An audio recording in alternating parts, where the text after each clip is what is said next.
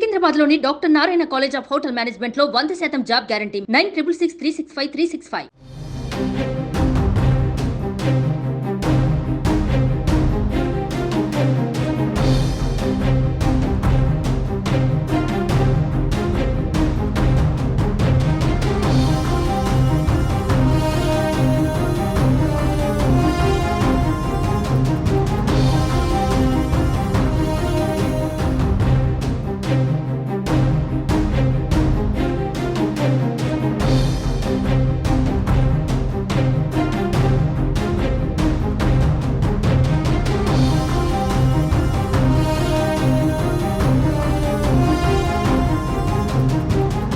Andhra Pradesh police డిపార్ట్మెంట్కి కొత్త boss వచ్చారు.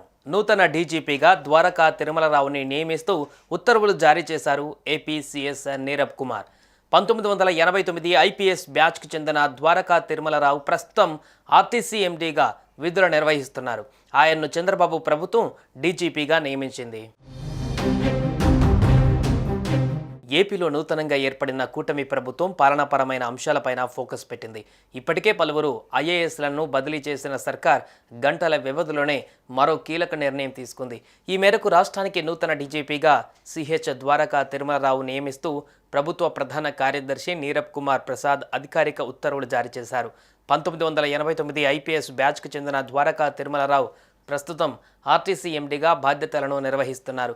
ఈ మేరకు ద్వారకా తిరుమలరావు నియామకం తక్షణమే అమల్లోకి వస్తుందని ఉత్తర్వుల్లో సీఎస్ పేర్కొన్నారు. మరోవైపు ఎన్నికల సమయంలో ఏపీ డీజీపీగా ఉన్న రాజేంద్రనాథ్ రెడ్డిని ఎన్నికల కమిషన్ బదిలీ చేసింది. ఆయన స్థానంలో హరీష్ కుమార్ గుప్తా విధుల్లో చేరారు. తాజాగా చంద్రబాబు ప్రభుత్వం కీలక నిర్ణయం తీసుకుంది. సీనియారిటీని దృష్టిలో పెట్టుకుని ద్వారకా తిరుమలరావుకు డీజీపీగా అవకాశం కల్పిస్తున్నట్లుగా సమాచారం. 1989 బ్యాచ్ ఐపీఎస్ అధికారి అయిన ద్వారకా తిరుమలరావు ప్రస్తుతం రాష్ట్ర కేడర్ ఐపీఎస్ అధికారుల సీనియారిటీ జాబితాలో అగ్రస్థానంలో ఉన్నారు. కర్నూలు ఏఎస్పీగా మొట్టమొదటి పోస్టింగ్ చేపట్టారు. తర్వాత కామారెడ్డి, ధర్మవరంలో ఏఎస్పీగా పనిచేశారు. నిజామాబాద్ జిల్లా ఆపరేషన్స్ విభాగం అదనపు ఎస్పీగా కీలక బాధ్యతలు నిర్వహించారు. ఎస్పీగా పదోన్నతి పొందాక అనంతపురం, కడప, మెదక్ జిల్లాలతో పాటు విజయవాడ, రైల్వే, సిఐడి, సిబిఐ విభాగాలలో ఎస్పీగా పనిచేశారు.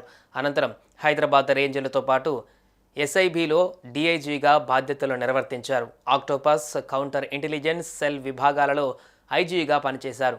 ఉమ్మడి రాష్ట్రంలో సైబరాబాద్ పోలీస్ కమిషనర్గా, రాష్ట్ర విభజన తర్వాత విజయవాడ నగర పోలీస్ కమిషనర్గా బాధ్యతలు నిర్వర్తించారు.